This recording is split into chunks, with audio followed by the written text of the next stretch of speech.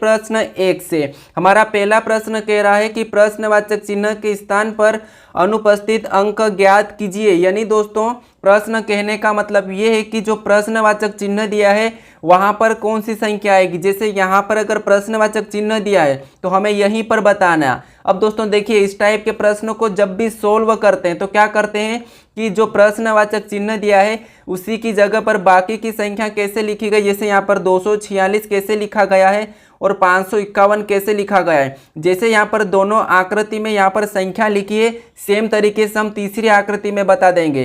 तो चलिए हम पता करते हैं। अगर दोस्तों देखिए यहाँ पर हम क्या कर सकते हैं, आपस की संख्या को या तो जोड़ सकते हैं या गुणा कर सकते हैं या फिर उसको घटा सकते हैं। तो चलिए मैं क्या करता हूँ, अगर जोड़ूंगा तो जोड़ने पर हमारे पास 551 नहीं होंगे क्योंकि संख्या 551 बड़ी है।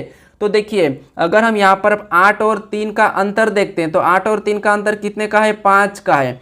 उसके बाद 6 और 1 का अंतर देखते हैं तो 6 और 1 का अंतर कितने का है, 5 का है। उसके बाद यहाँ पर 5 और 4 का अंतर देखते हैं तो यहाँ पर कितने का, 1 का है। यानी दोस्तों ये टोटल संख्या मिलके कितनी हुई, 551 हो गई और यहाँ पर 551 लिखा है। अब सेम तरीके से हम आगे वाली आकृति में चेक करेंगे। जैसे यहाँ पर 7 और 5 का अंतर देखेंगे तो 7 और 5 का अंतर कितने का है, 2 का है। उसके बाद 4 और 8 में अंतर देखेंगे तो यहाँ पर कितने का है, 4 का अंतर है। उसके बाद 3 और 9 में देखेंगे अंतर तो 3 और 9 का 6 का अंतर है। यानी दोस्तों ये संख्या कितनी हो गई, 246 हो गई और 246 भी यहाँ पर दिया है। तो हम क्या करेंगे, अब सेम तरीके से प्रश्नवाचक चिन्ह के स्थान पर संख्या बताएंगे। जैसे यहाँ पर अंतर पता करेंगे 8 और 2 का, तो 8 और 2 में कितने का अंतर है, 6 का अंतर है। उसके बाद 6 और 4 में अंतर देखेंगे तो यहाँ पर कितने का है, 2 का अंतर है। उसके बाद 3 और 1 में देखेंगे तो यहाँ पर भी 2 का अंतर है। यानी कि संख्या ये क्या बनी है, 622 बनी है। तो 622 यहाँ पर होगा। ठीक है, क्या होगा यहाँ पर, जैसे हमने यहाँ पर सेम तरीके से तीनों आकृति को बताया है तो हमारा कितना है, 622। तो ऑप्शन हमारा बी वाला सही होगा दोस्तों। ठीक है, क्या होगा, ऑप्शन बी। चलिए हम बढ़ते हैं प्रश्न 2 पे। अब दोस्तों आप सभी प्रश्नों को खुद से भी सोल्व करें, खुद से भी समझे कि प्रश्न क्या पूछा है। चलिए बढ़ते हैं प्रश्न 2 पे। दूसरे नंबर का प्रश्न हमें कह रहा है कि निम्नलिखित में से कौन से नीचे दिए गए संबंध को सर्वोत्तम ढंग से पूर्ण करेगा। यानी दोस्तों ये देखिए ये प्रश्न क्या है, जैसे ए एफ आई का संबंध एम से है तो हमें ए बी ए का बताना है। अब देखिए दोस्तों आप क्या करते हो, एक गलती कर लेते हो। जैसे यहाँ पर क्या करते हो, इसका संबंध इससे पता कर लेते हो और इसका संबंध इससे बता देते हो। तो ऐसे में प्रश्न गलत हो जाते हैं। कभी भी परीक्षा में ये वाली गलती कभी भी मत करना। ठीक है, आप चाहो तो पुराने पेपर में प्रश्नों को उठा के देख लेना, कभी भी यहाँ से इसका संबंध कभी भी यहाँ से नहीं बताया गया है। ठीक है, किसी भी पेपर में यहाँ से संबंध नहीं बताया क्योंकि मुझे पता है। अब देखिए इसका मतलब बताता हूँ मैं। जैसे ये जो हमारे पास बिंदी है तो इसमें आपस में जैसे इसका संबंध और इसका संबंध है तो ये बिंदी दर्शाती है। ठीक है, उसके बाद यहाँ पर 2 बिंदी एक साथ है, इसका मतलब होता है कि समानुपात। अब समानुपात का मतलब जैसे ये संख्या लिखी है आपस में, हमें यहाँ पर भी आपस में बताना है। ठीक है, तो इसीलिए यहाँ पर प्रश्नवाचक चिन्ह दिया है। या तो आपको प्रश्नवाचक चिन्ह यहाँ पर भी मिल सकता है। ठीक है, लेकिन आपको कभी भी यहाँ से यहाँ का रिलेशन कभी नहीं बताना है, याद रख लेना आप। ठीक है, तो चलिए हमें क्या करना है, सबसे पहले शब्दों का सेकेंड से संबंध बताना है। तो चलिए हम समझते हैं कि यहाँ पर इसने ए एफ आई को एम कैसे लिखा है। तो देखिए ए हमारा कितने नंबर पे, 1 नंबर पे आता है। उसके बाद एफ हमारा कितने नंबर पे, तो एफ हमारा 6 नंबर पे आता है। आई कितने नंबर पे, तो आई हमारा 9 नंबर पे आता है। अब संख्या को अब इस संख्या को ध्यान से देखेंगे तो ये संख्या क्या है, 13 का वर्ग है। ठीक है, क्या है, 13 का वर्ग है संख्या 169। यानी 13 नंबर पे क्या आता है, एम आता है और यहाँ पर एम दिया है। ठीक है, तो हम क्या करेंगे, आगे वाले शब्दों को भी ऐसे ही करेंगे। जैसे ए हमारा कितने नंबर पे, 1 नंबर पे आता है। बी कितने नंबर पे, बी 2 नंबर पे आता है। ठीक है, उसके बाद ए कितने नंबर पे, ए 1 नंबर पे। ठीक है, अब देखिए ये संख्या हमारी क्या बनी, 121। अब दोस्तों ये 121 किसका वर्ग है। ठीक है, 121 किसका वर्ग है ये हमें पता होना चाहिए। तो 121 हमारा किसका है, तो 11 का वर्ग है।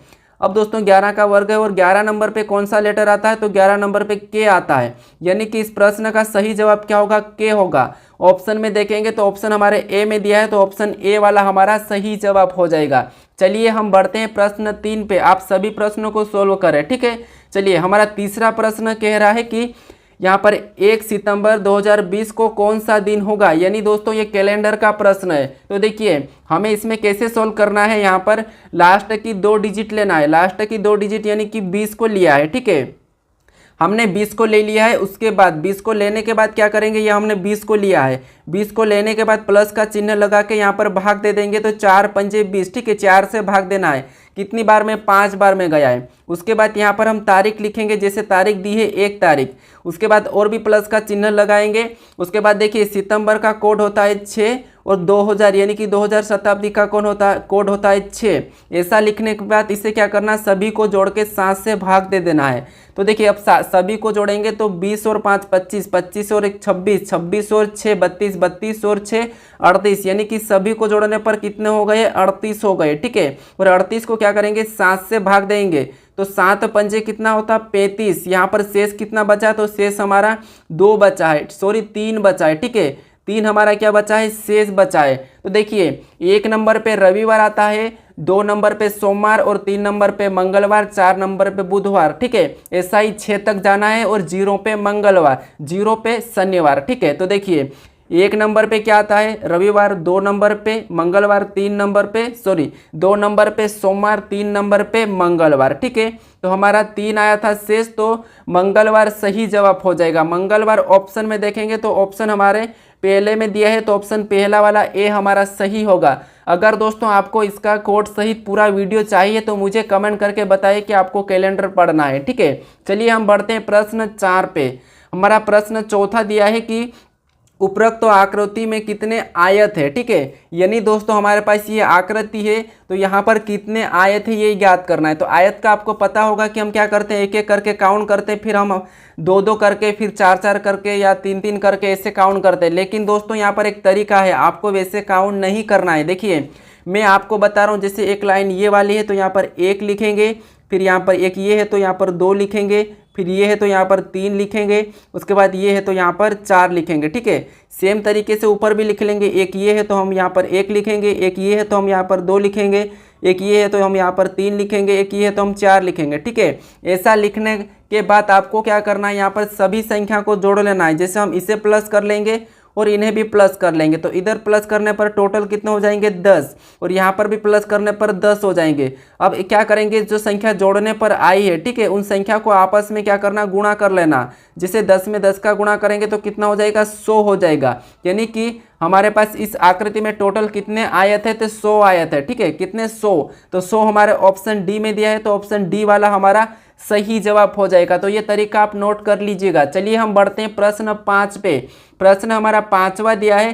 प्रश्न कहा है कि नीचे दिए गए, ठीक है, नीचे दिए 4 विकल्पों में से 3 किसी विशेष तरीके से संबंधित है, उस विकल्प का चयन करें जो दूसरों से भिन्न या बेलम है। यानी दोस्तों हमें क्या दिया है, 4 विकल्प दिया है, और 4 विकल्प में से 3 विकल्प ऐसे हैं जो एक जैसे है, लेकिन एक विकल्प अलग है, तो हमें उसी अलग विकल्प का चयन करना है। दोस्तों एक प्रश्न आपको हर एग्जाम में देखने को मिलेगा विषम से, ठीक है।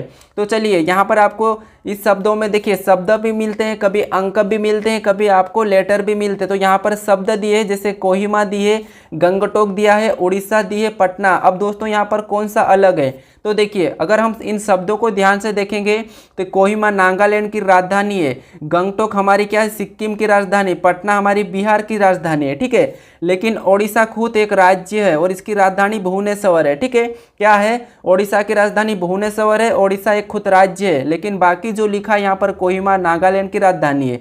गंगटोक क्या है, तो गंगटोक हमारी सिक्किम की राजधानी, पटना हमारी बिहार की राजधानी, लेकिन यहाँ पर ओडिशा एक खुद राज्य है, तो ये एक अलग हो जाएगा। और हमें क्या पूछा था, विषम का ही पूछा था, तो भिन्न हमारा क्या होगा, ऑप्शन सी वाला हो जाएगा। ऑप्शन सी इसमें सही जवाब होगा। चलिए हम बढ़ते हैं प्रश्न 6 पे।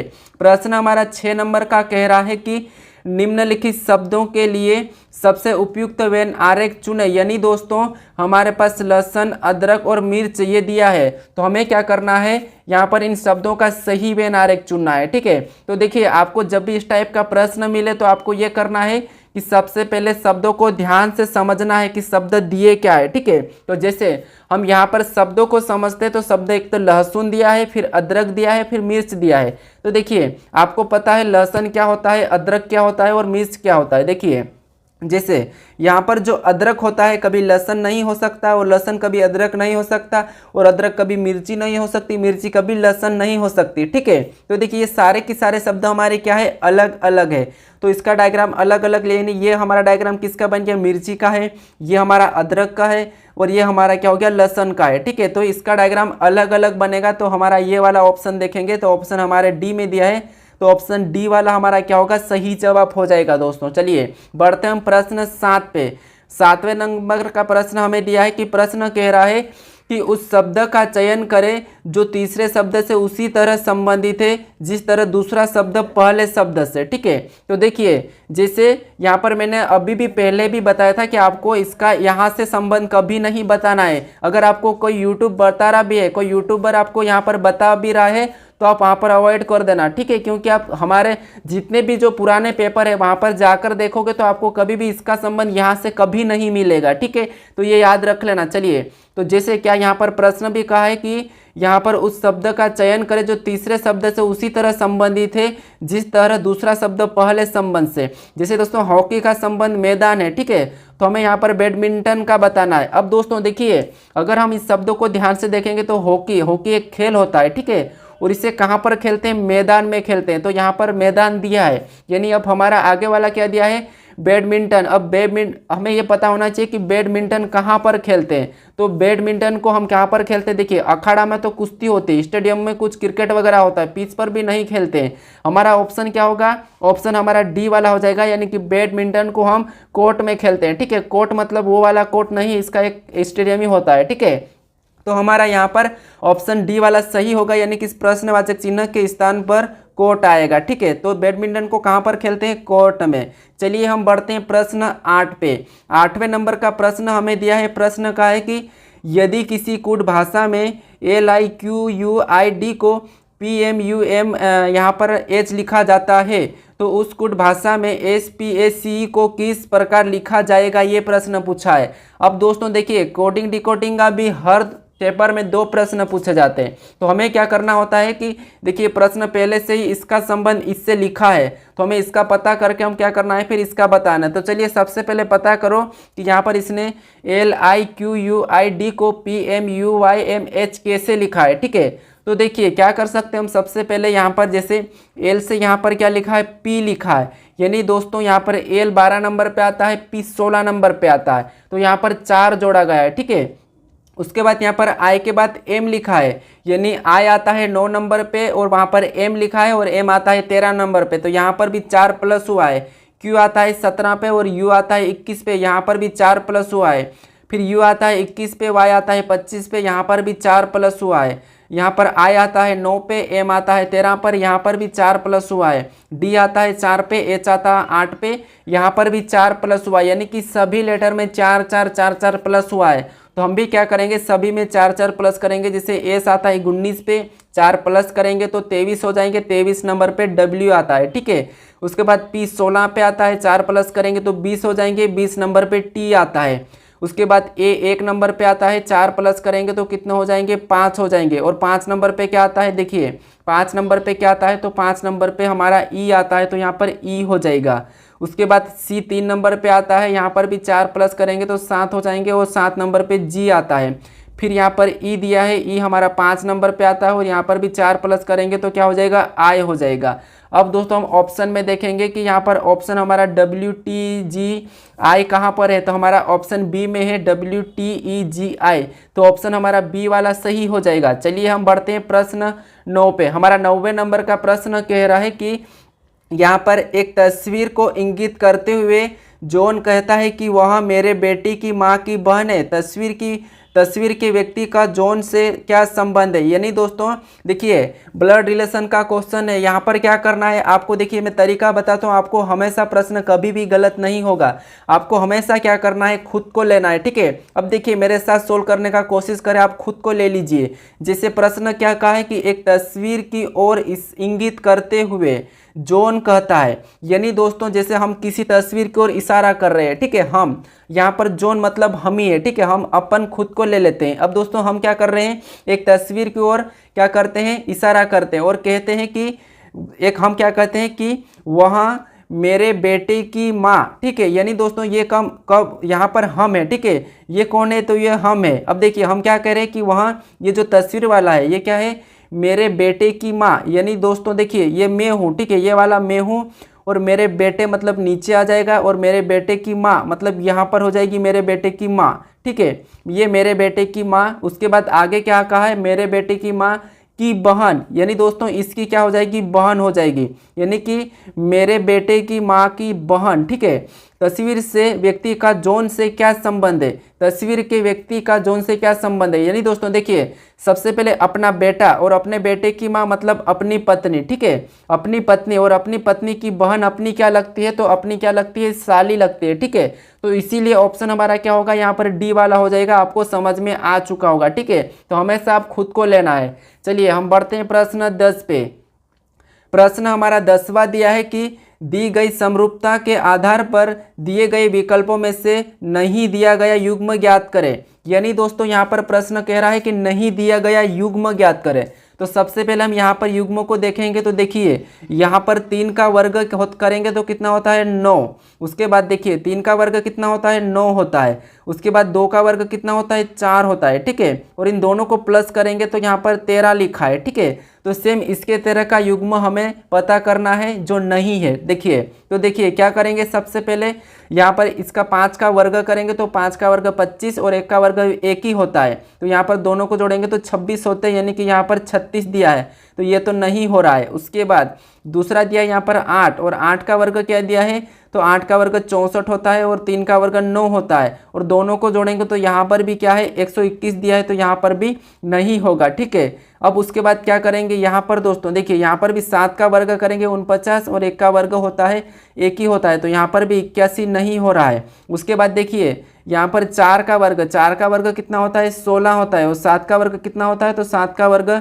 49 होता है, ठीक है। अब इन दोनों को जोड़ेंगे तो कितने हो जाएंगे, 65 हो जाएंगे। यानी दोस्तों यहाँ पर 65 दिया है, तो इसीलिए हमारा ऑप्शन डी होगा। देखिए यहाँ पर प्रश्न नहीं पूछा था लेकिन हमें हाँ वाला कर लेना, ठीक है। क्या पूछा था, नहीं पूछा था लेकिन हाँ वाला। अब देखिए यहाँ पर जैसे हमने इस समूह का पता किया तो यहाँ पर तो वाला समूह नहीं मैच हुआ, ऑप्शन बी में भी वो मैच नहीं हुआ, ऑप्शन सी में भी नहीं हुआ, लेकिन ऑप्शन डी में मैच हुआ है, तो ऑप्शन डी वाला हमारा क्या हो जाएगा, सही जवाब हो जाएगा। चलिए हम बढ़ते हैं प्रश्न 11 पे। अब दोस्तों 11वां नंबर का प्रश्न, यानी कि दोस्तों ये प्रश्न आपके लिए होमवर्क है, ठीक है। यानी दोस्तों आपको प्रश्न क्या दिया है कि दिए गए विकल्पों में से वह आकृति चुने जो नीचे दिए गए पैटर्न को पूरा करती हो। यानी दोस्तों यहाँ पर इस पैटर्न को कौन सी आकृति पूरा करेगी, यानी कि कौन सा ऑप्शन पूरा करेगा, ये आपको चुनना है। तो दोस्तों इस प्रश्न का सही जवाब आपको क्या करना है, मुझे कमेंट करके बताना है कि इसका सही जवाब क्या है। ऑप्शन मुझे ज़रूर लिख के सेंड करें। अगर दोस्तों आप अभी तक मेरे चैनल को सब्सक्राइब नहीं किया तो प्लीज़ सब्सक्राइब कर लीजिएगा।